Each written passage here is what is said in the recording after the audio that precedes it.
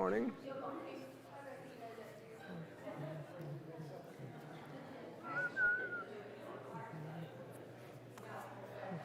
How are you guys today? We're too old and tired. Oh, yeah, I can understand. Yeah. Other than that, we're fine.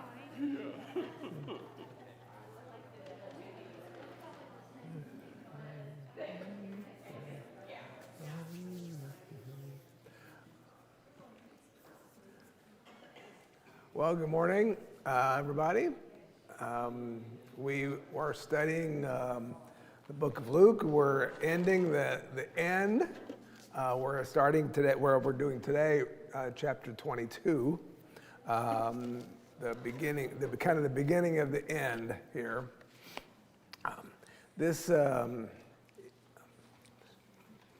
Jesus has, if you remember last week, has come into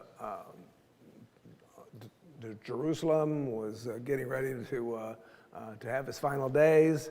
And in chapter 22, he'll talk about his final chapter, basically, his final opportunity to share with the disciples his plans, his instructions for them. We're going to talk about a betrayal today. We're going to talk about the Last Supper.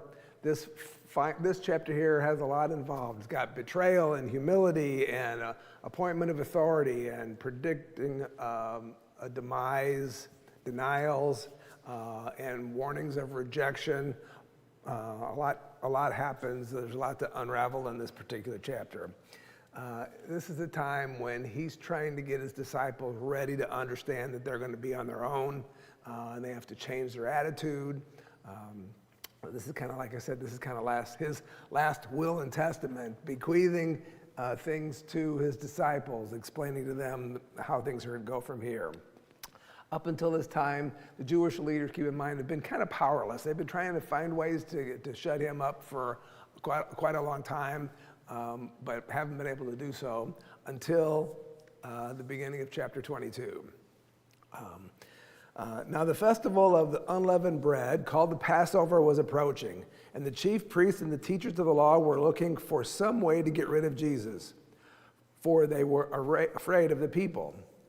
Then Satan entered Judas, called Iscariot, one of the 12.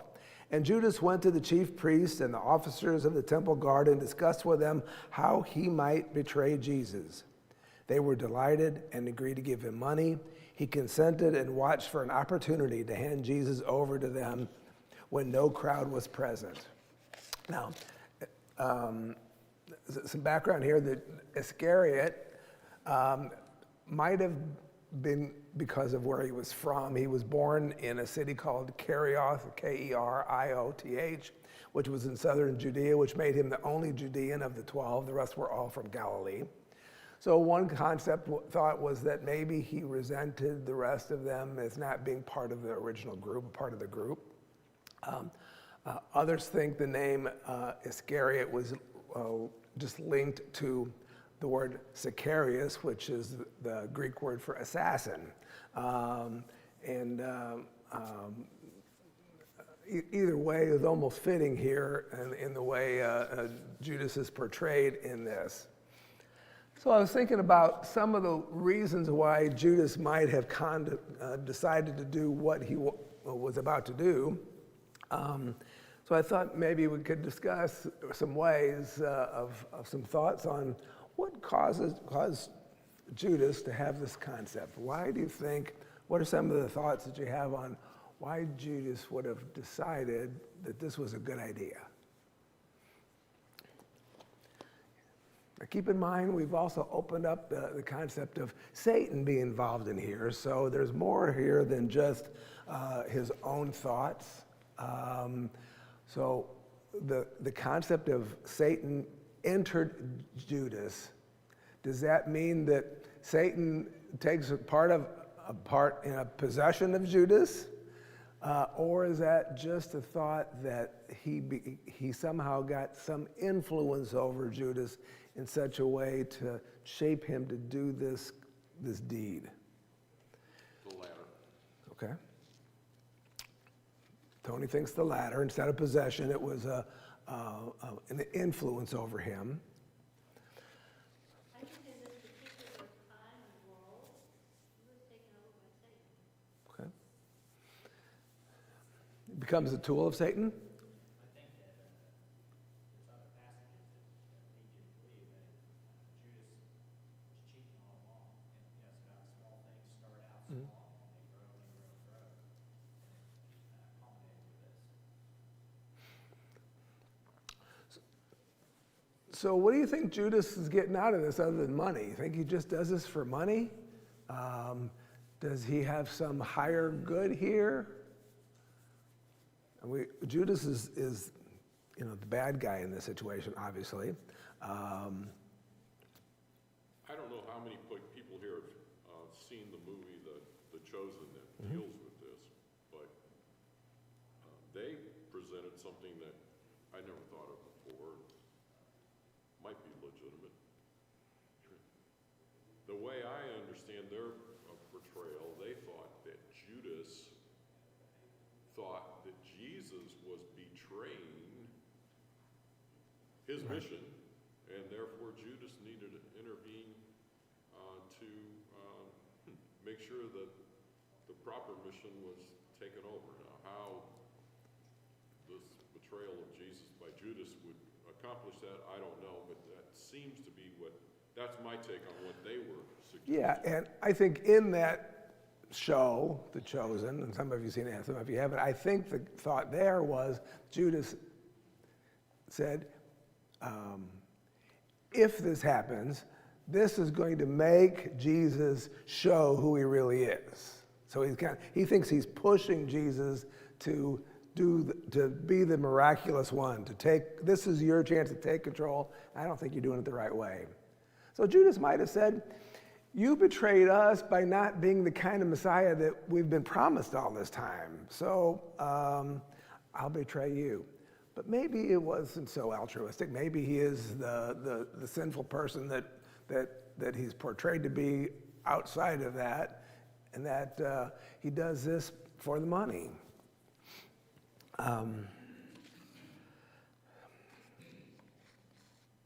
There was, by the way,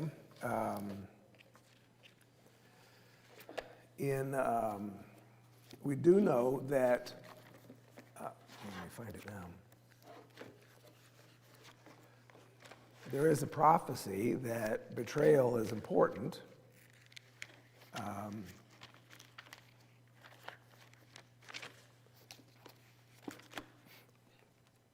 In the book of Psalms, and I've lost it right now, and I'll find it in a minute, that calls that a betrayal is part of the thing that will undo this Messiah. But we know here that Satan is not all wise. He would have known that Jesus was not going to let this happen. And what is also interesting is that that God uses sin here to work his story out. That is an important part of this. That an almost ironic twist here that he would use a sinful act to expand and get his plan on the right path. So then came the day of the unleavened bread on which the Passover lamb had to be sacrificed. Jesus sent Peter and John saying, "Go and make preparations for us to eat the Passover." "Where do you want us to prepare for it?" they asked. He replied, "As you enter the city, a man carrying a jar of water will meet you. Follow him into the house that he enters, and say to the owner of the house, 'The teacher asks, where is the guest room where I may eat the Passover with my disciples?' He will show you a large room upstairs, all furnished. Make preparations there." They left and found things just as Jesus had told them, so they prepared the Passover. Now, the day of this unleavened bread is a generic description for this week-long feast. It celebrates the beginning of the harvest, but later was combined with Passover. They were actually, for a while, two separate situations. The man carrying a pitcher of water, we don't think anything of, but apparently that was something that would have stood out in the town square or whatever, that was women's work. Men didn't do those kind of things. If a man was going to do it, he would fill up a wineskin for his own purpose, but it was woman's work to go get the water and bring it back. So to see a man carrying a pitcher of water would have been something that would have stood out and been easy for the disciples to figure out who was the purpose. Why all the need for secrecy, do you think? What are some of the thoughts about why we should have secrecy?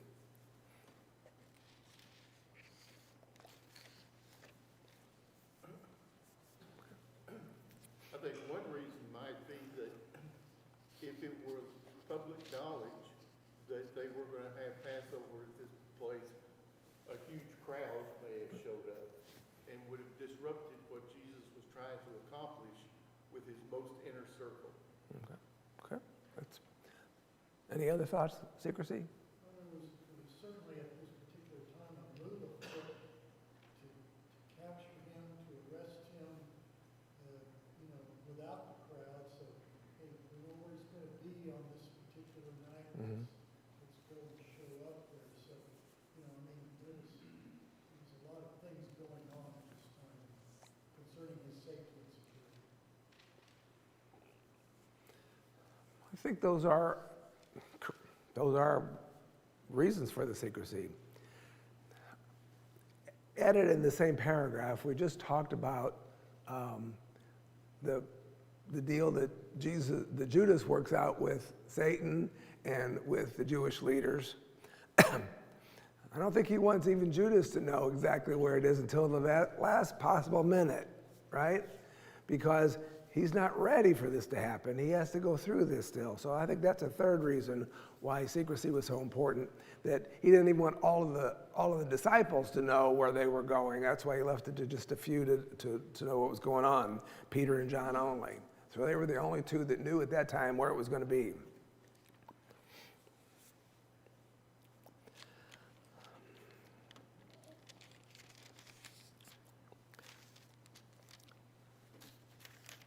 So then, when the hour came, Jesus and his disciples reclined at the table, and he said to them, I have eagerly desired to eat this Passover with you before I suffer.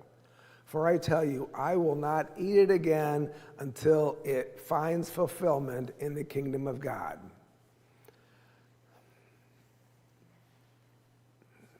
What's he telling his disciples here?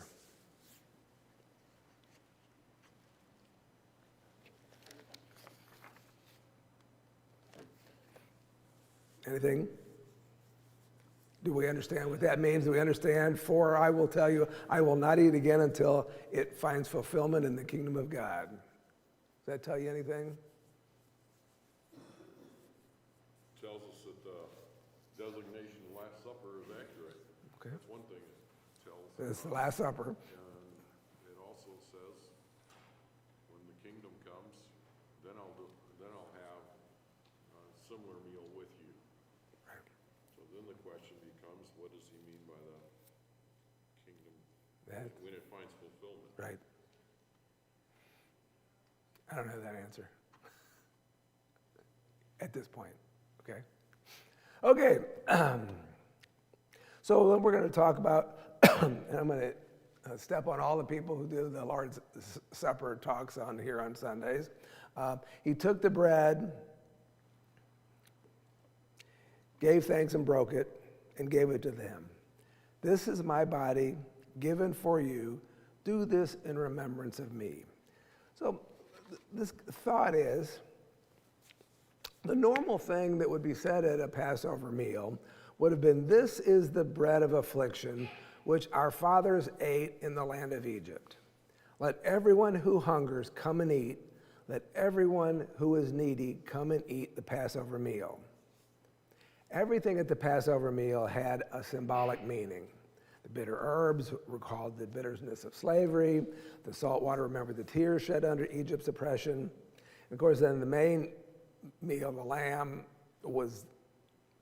didn't symbolize anything about Egypt. it was about the sin-bearing sacrifice that followed the judgment of God. But here, he changes the thing that is said at every Passover.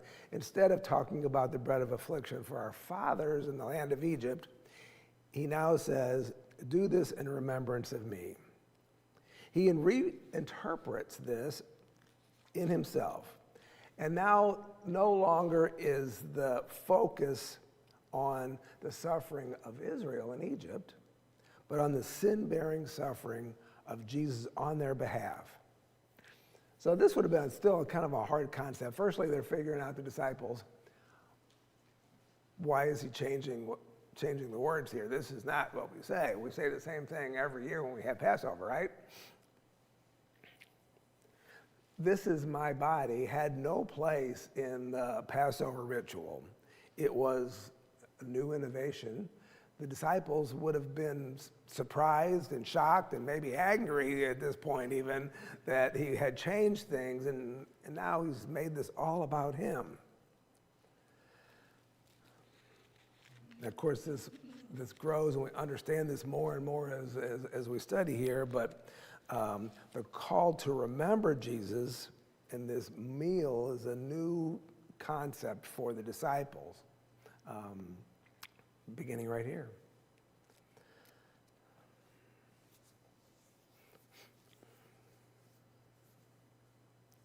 In the same way, after supper, he took the cup, saying, "This cup is the new covenant in my blood, which is poured out for you." Now, what was the old covenant? Who was the covenant between? God and Abraham and the Jews, right? It went way back to, that was the original covenant. You are my people, I will give you what you need, you just follow me, okay? That was the old covenant. This is the new covenant. This is also a new thought to the disciples, this new covenant. What about the old covenant? Where does that come in?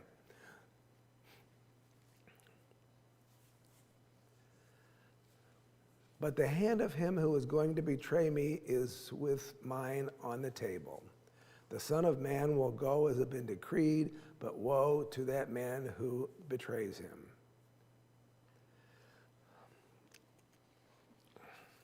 I want to talk a little bit about the cup. This cup is the new covenant in my blood.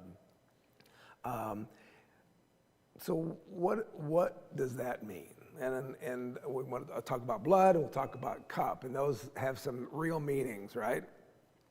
The old Roman Catholic Church holds the idea of transubstantiation, which teaches that the bread and wine actually become the body and blood of Jesus. Martin Luther held the idea of consubstantiation, which teaches that the bread remains bread and the wine remains wine, but by faith they are the same as Jesus' actual body. And Calvin, who also was part of the Reformation, taught that the presence of bread and wine is real, but only spiritual, not physical. So, scripturally, I think we start to understand that the bread and cup are not mere symbols, but pictures to partake of, to enter into the Lord's table as a new Passover.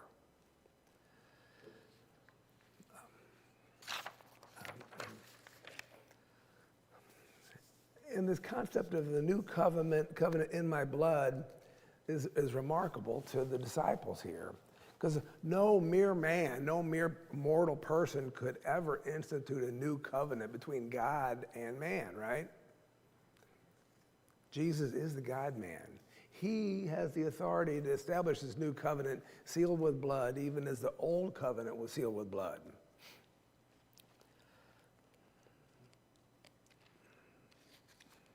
This new covenant, I mean, it's an inner transformation that cleanses all of us from sin.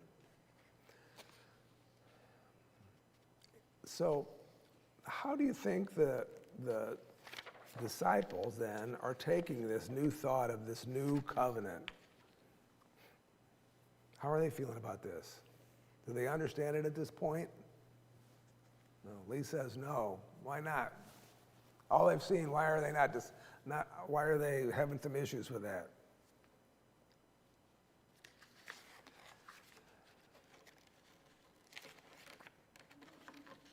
Grace? Okay.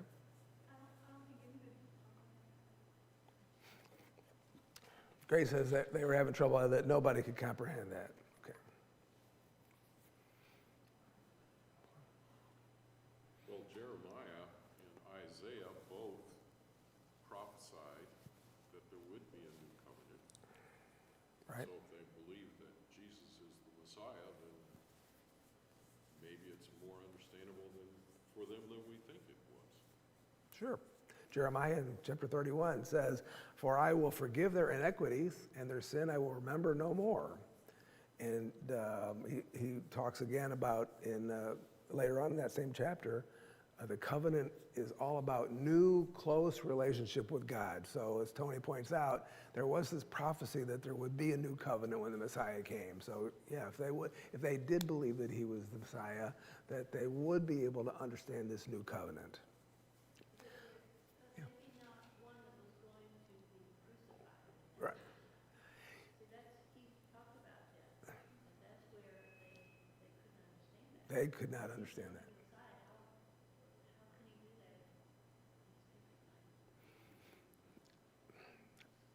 that? Yeah, they still don't get it, of course, right? Yeah, and they're not going to get it for a while still. All through the trial, they talk about and the betrayal and the denial. They still don't understand it.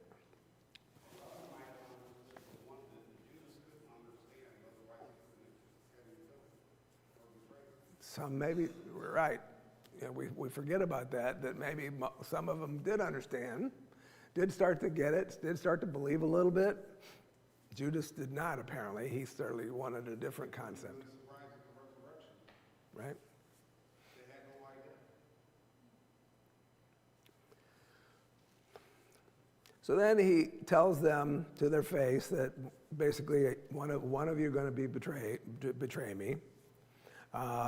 They began to question among themselves which of them might be the one who would do this.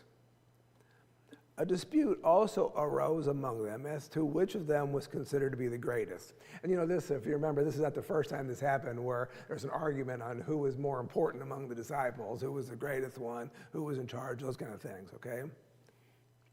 And Jesus said to them, and this is in 24, "The kings of the Gentiles lord it over them, and those who exercise authority over them call themselves benefactors. But you are not to be like that. Instead, the greatest among you should be like the youngest, and the one who rules like the one who serves. For who is greater, the one who is at the table or the one who serves? Is it not the one who is at the table? But I am among you as the one who serves. You are those who have stood by." Let me finish there. So, first, I want to talk about the betrayer. It indicates that Judas was present in the room at the time, right? Because he says, "One of you basically will betray me." The prophecy I talked about is you can find in Psalm 41 and in verse 9, where it's prophesied that a betrayal will occur to this new Messiah.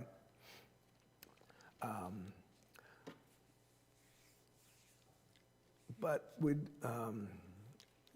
Judas, even if he thought he would, really could never claim that I'm doing this just to fulfill the prophecy. I mean, he had to be fully accountable to this sin before God.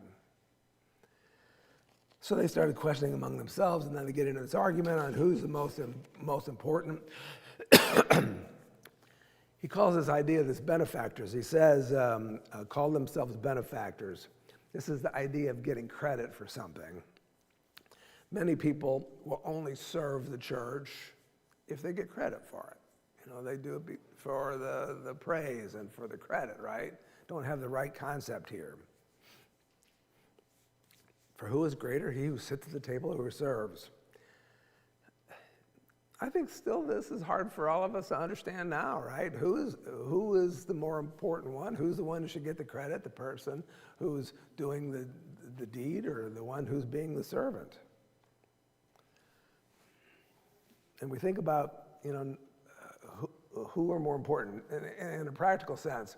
If you think, who is more important? If the president or the governor takes a week off, we don't really notice that. We don't, it's no big deal. If the trash collector takes a week off, we notice that, okay? So you don't have to be the important, but you can be the person who does the small tasks that is more important than the big task. And maybe that wasn't a great example, but you kind of get the thought of, you don't have to be the person who gets the glory, don't get the credit. It can be the person who's picking up the garbage that has more of an impact on your daily life than if the governor takes a week off, right? Living as a servant, he's telling him, is the best way to live. We're no longer concerned about our honor or any credit or anything like that. We don't walk around with hurt feelings and disappointed expectations.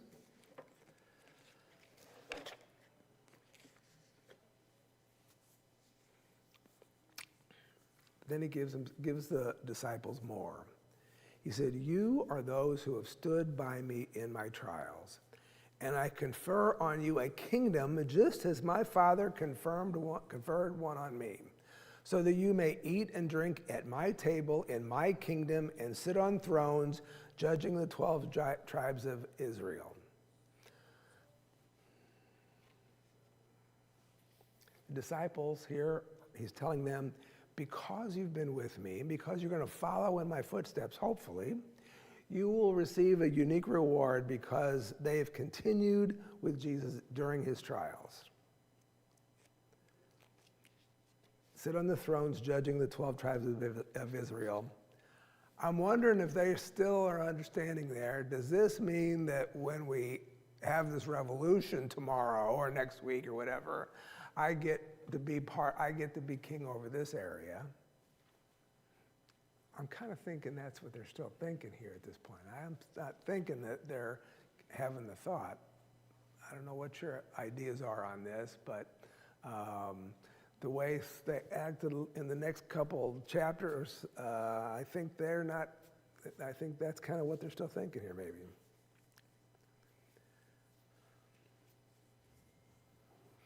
Being a servant does not mean we're unrewarded, is what he's telling them. He's saying God's servants get the greatest rewards. But don't serve for the sake of getting that reward. Serve for the sake of God's glory.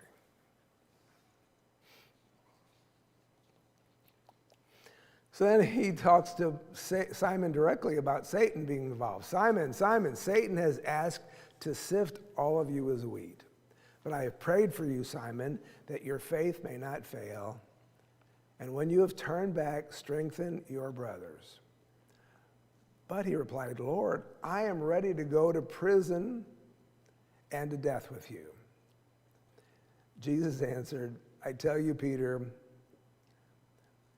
before the rooster crows today, you will deny 3 times that you know me. So I'm immediately interested in at least my version. I don't know if all of them are. He starts off calling him Simon, telling him that Satan has been involved. And then when he addresses him directly, he tells him, when I talk to you, Peter, you're going to deny me here. And I'm wondering if you think that had any significance, that he used the 2 different names to talk to Peter in the same conversation. One when he's giving him a warning about Satan, and one of them saying, you're going to deny me.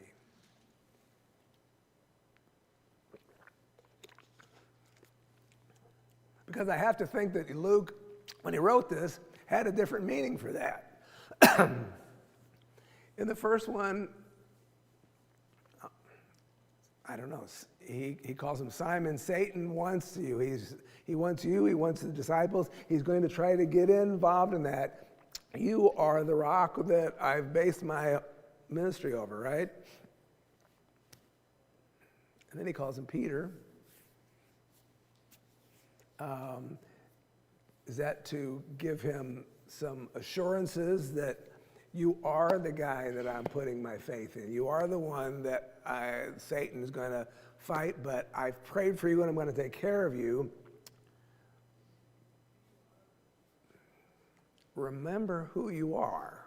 And I don't know, maybe I'm making all that up. Maybe there's nothing here to it except that he uses two names, but I don't think that most of the things that Luke writes here have no meaning at all, so I'm going to have to think that the fact that he uses both names, he tells them that you are now somebody who understands and can fight this themselves. I don't know. You know, you go back to where he changed his name, you know, like from Simon to Peter and all the events of all of that. Obviously, that had significance. You've now changed your mission, you know, and giving you this name. And so, it could be, you know, obviously, not being there, you don't understand Right. the full context of the inflection.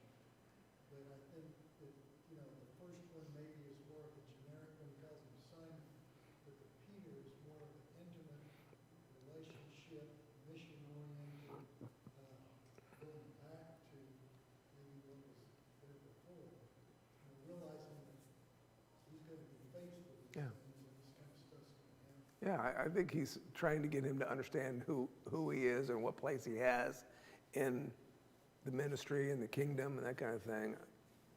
And he's still gonna be that rock on which, you know, his sermon is what establishes. Okay. You're gonna deny me, but still somehow you're gonna be that man that I've told you you're gonna be. Yep.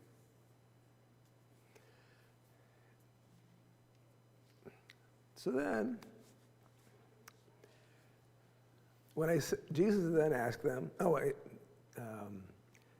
Jesus answered out when he talks about, I tell you, Peter, before the rooster crows today, you will deny me 3 times that you know me.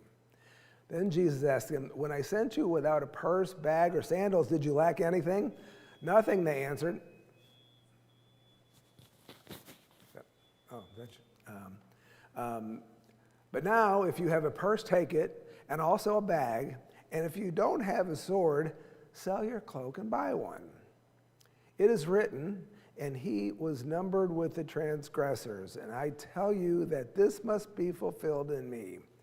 Yes, what is written about me is reaching its fulfillment.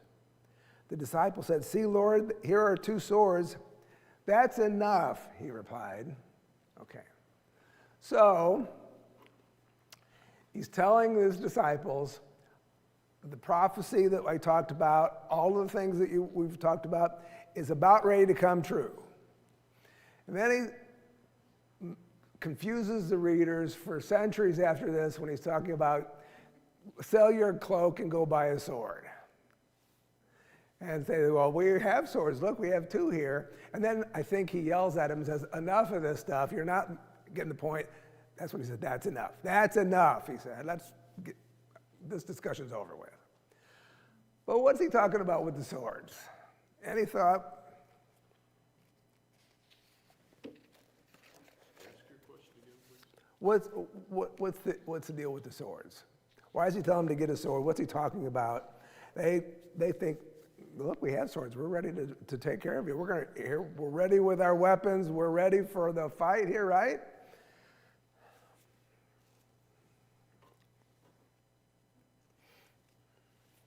Obviously, we were able to have the benefit of looking back and understand there wasn't some armed insurrection type of thing that they were involved in. So, you know, it could be that he's speaking figuratively here, that you're going to be facing a lot of trials and that you need to be prepared for that.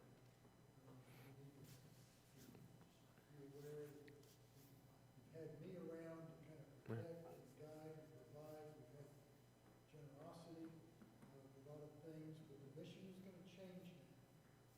You're going to be exposed a lot more without me physically being there. You need to be aware.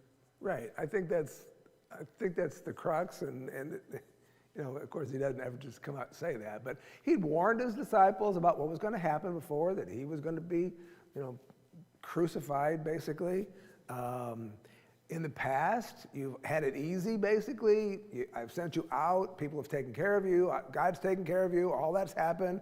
And now you're going to be on your own, right? You're going to be on your own. You're going to face a hostile world without me, and you better be prepared. So I think the sword is figuratively here, not go arm yourselves, right?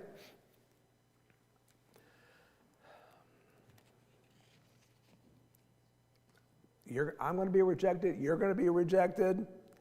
I've told you this is going to happen. You're going to have to figure it out. You're going to have to figure out how to take care of yourselves from now on. So after that, he goes to the Mount of Olives to pray. Jesus went on Jesus went out as usual to the Mount of Olives, and the disciples followed him.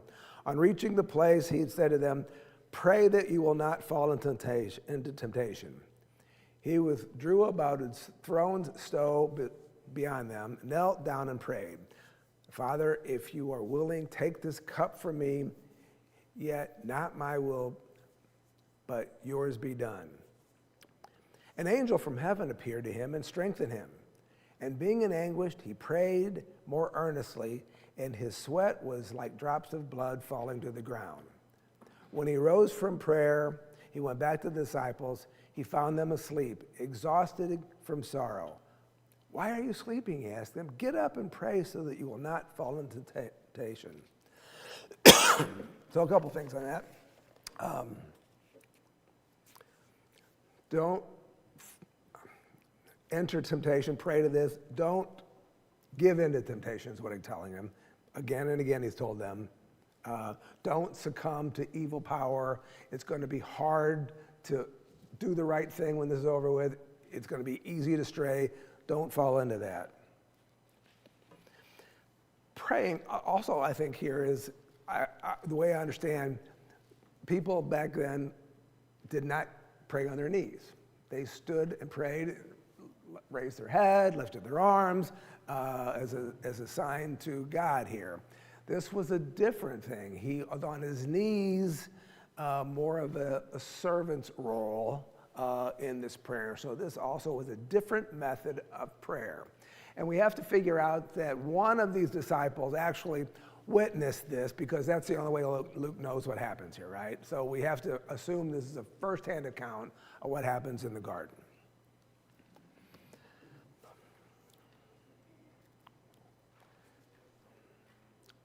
So, "Father, if you are willing, take this cup from me, yet not my will, but yours be done." And we talked about the cup earlier in this. In the Old Testament, the concept of the cup is a powerful symbol used as a picture of the wrath of God, the judgment of God. In Psalms and in Isaiah and Jeremiah, it also talks about, "Take this cup from me, take the wine cup of fury from my hand, and cause all the nations to whom I send you to drink from it." It was, the cup represented judgment. When the term cup here is used, it is a real concept here. It is the cup that is used regularly in the Old Testament as a judgment. It's as if Jesus here is almost saying, like an enemy of God who is forced and be judged to drink from the cup of the Father's fury. So he didn't want to drink from the cup at this point, which is, of course, an exaggeration of what happened here, but he's telling them,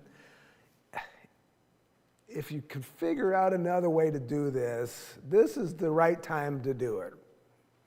But if this is the way it's got to be done, I'm going to accept it, right? Your will be done, not mine.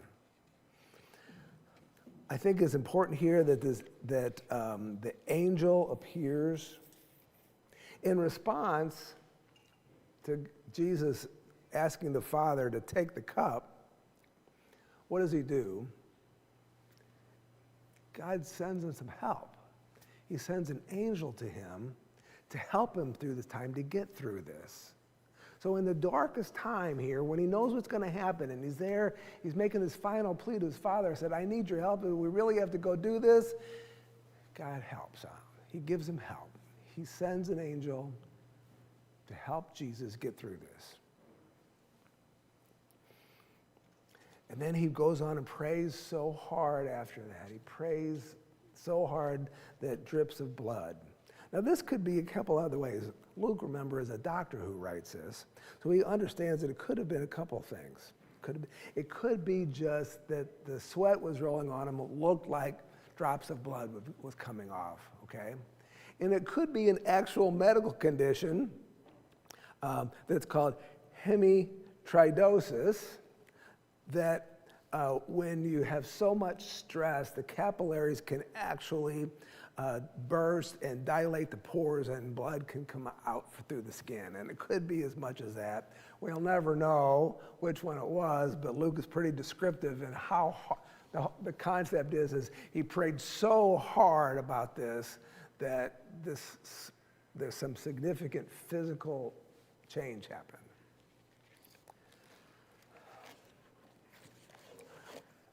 I'm wondering, in this situation where we've seen Jesus ask God for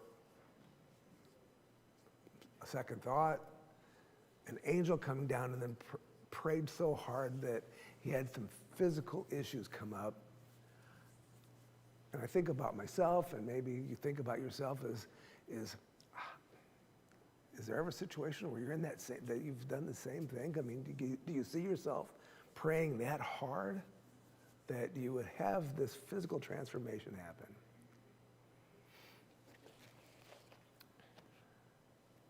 And then he gets up and he goes and he talks about the disciples who are filled with sorrow, because why are they filled with sorrow? I think they're starting to get it. He's been telling them that he's going to suffer. They know someone has betrayed him, going to betray him. It says here they're exhausted from sorrow. They know that it's coming to a bad end, and maybe they don't fully comprehend that he's going to be crucified, but they're getting that he is going to suffer and probably die. Peter says he's going to go to death with him. So they're getting it. Right. And Gary, I wanted to say, and I don't know if this is where you wanted to go with this, but for Jesus to pray so earnestly that it's as drops of blood, and saying, is there any other way? I think we need, the overarching lesson of that is that there is no other way. There's no other way. Jesus is the only way. And for people to think that there are several different ways to God, no, God wouldn't have put Jesus through this. Thank you. That's exactly what I would like to say, yeah. Any other way. Because we've talked about it a couple times before where I've kind of talked about plan B and alternate plans. I think here I think she's absolutely right that we understand that this is the only way. And if Jesus asks God, is there another way? And God says, this is the way. You are the way. That's why I'm sending my angel to reassure you, you are the way. And you are the only way. Yeah, I think that's exactly right.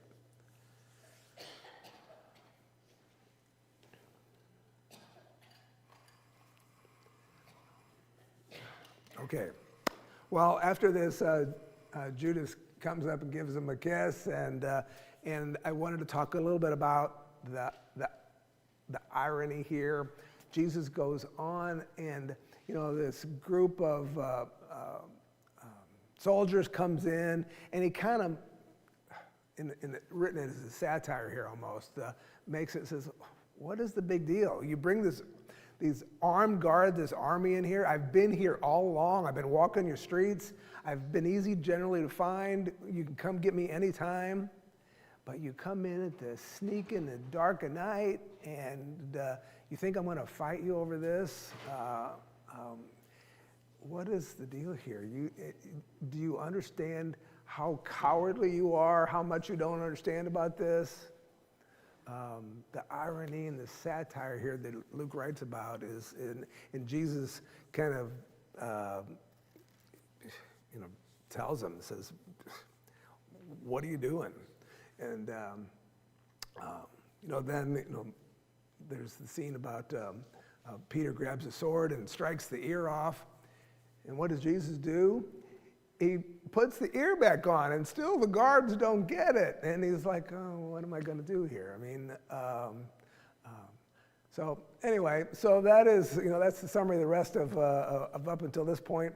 We have 1 week left, which is either good news or bad news for you. You'll have to listen to me for this long a time, but, and so we have a trial and a resurrection. We missed 1 week that I was gone, so we're going to squeeze that in. I'm going to try to spend more on the end, the resurrection, because you all know the story of the trial and that pretty well. So let's talk a little bit about that. So we'll squeeze all that in next week and then finish up. So any questions or comments about today's discussion? And this is a fast discussion. We could spend weeks on going through this part. So, yeah.